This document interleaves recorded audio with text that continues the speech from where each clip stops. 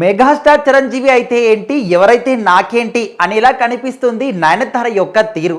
So మన Telugu cinema ఇండస్ట్రీలో చాలామంది నటులు, డాన్సర్లు కావచ్చు, సినీ ప్రముఖులు చాలామంది కూడా, అంటే ఇప్పుడు హై రేంజ్లో ఉన్నటువంటి హీరోయిన్లు కావచ్చు, హీరోలు కావచ్చు, డాన్సర్లు కావచ్చు, డాన్స్ కొరియోగ్రాఫర్లు కావచ్చు, ప్రతి ఒక్కరు కూడా మెగాస్టార్ చిరంజీవి గారిని ఇన్స్పిరేషన్గా తీసుకొని వచ్చిన వాళ్ళు చాలామంది ఉంటారు. ముఖ్యంగా సీరియల్స్లో చేయాల్సిన వాళ్ళు కూడా చాలామంది చెప్తూ ఉంటారు. చాలా సందర్భాలు మనం వినుంటాం. ఏదైనా షోకి అటెండ్ అయినప్పుడు కానీ, ఏదైనా ప్రమోషన్స్కి వెళ్ళినప్పుడు కానీ, మీరు ఎవరిని ఇన్స్పిరేషన్ తీసుకొని ఇండస్ట్రీలోకి వచ్చారని అడిగినప్పుడు 90% పీపుల్ అందరూ కూడా చిరంజీవి గారే పేరు చెప్తూ ఉంటారు. సో అలాంటి వ్యక్తితోని సినిమాలో భాగం పంచుకోవాలన్నా కూడా ఒకటికి అదృష్టం ఉండాలి.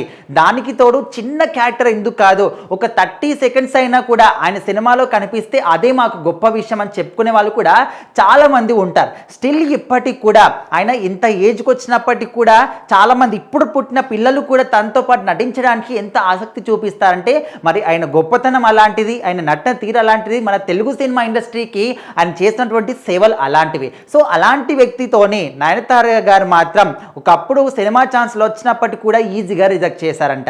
అండ్ ఇప్పుడు మాత్రం అనిల్ రావిపూడి కాంబినేషన్లో చిరంజీవి గారు సినిమా చేస్తున్నారు.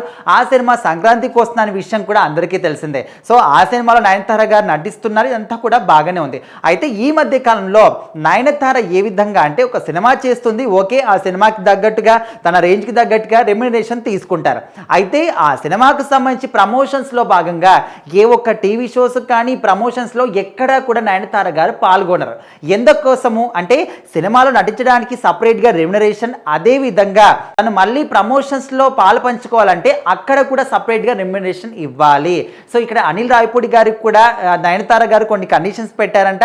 అయితే తను మాత్రం ముందుగానే చెప్పేసింది, నేను సినిమా చేస్తాను ఓకే, కానీ ఈ సినిమాకు సంబంధించి ప్రమోషన్స్లో మాత్రం ఏ ప్రమోషన్స్లో కూడా నేను పాలు పంచుకోను అని నయనతారగా చెప్పేశారు. అయితే వీటికి తను ఏంటంటే, ఓకే నేను ప్రమోషన్స్లో పాల్గొంటాను కానీ దానికి కూడా సపరేట్గా రెమ్యునరేషన్ ఇవ్వాలి, కొంచెం ఎక్కువ చేసి ఇవ్వాలి అనే విధంగా అడిగింది. సో మొత్తానికి ఈ మధ్యకాలంలో ఆ సినిమాలో హీరో కానీ హీరోయిన్ కానీ అందరూ కూడా ప్రమోషన్స్లో పాలు పంచుకుంటూనే ఏదో కొంచెం మనకు ప్రమోషన్స్ అనేవి దొరుకుతున్నాయి. కాబట్టి ఖచ్చితంగా ఈ సినిమా ప్రమోషన్స్కి మాత్రం డెఫినెట్లీ మీరు రావాలి అనే విధంగా చిత్రం యూనిట్ అయితే నయనతార గారికి చెప్పేశారు. సో మరి ఆమె పెట్టిన కండిషన్స్ కూడా వాళ్ళు ఒప్పుకున్నారు, ఎక్కువ రెమ్యునరేషన్ ఇస్తామని చెప్పేసి. సో ఇక్కడ మెగాస్టార్ చిరంజీవి గారి సినిమా కూడా ఈ విధంగా చేస్తుందంటే, తను ఎవరైనా కావచ్చు, మెగాస్టార్ చిరంజీవి అయినా ఇంకెవరైనా కూడా, ఎవరైనా నాకు పర్వాలేదు, ఖచ్చితంగా నా కండిషన్స్ నావే అనే విధంగా నయనతార గారి తీరు మాత్రం ఇప్పుడు అందరినీ కూడా ఆశ్చర్యానికి గురి చేస్తుంది.